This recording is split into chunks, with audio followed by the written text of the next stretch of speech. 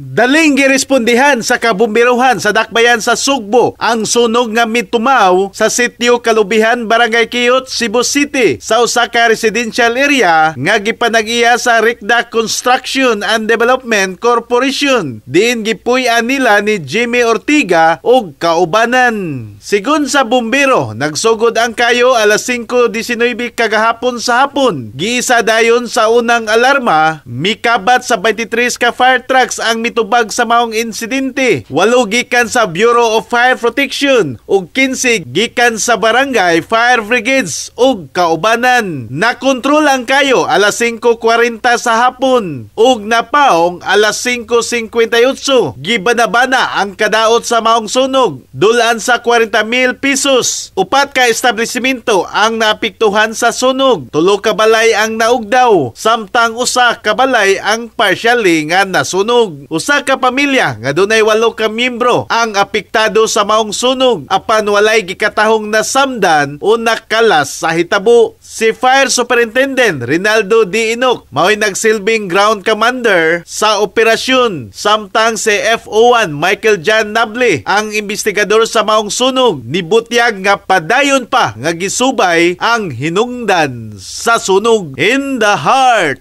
of changing lives, ako si Brigada Alan Tangkawan sa 90.7 Brigada News FM Cebu, the Music and News Authority.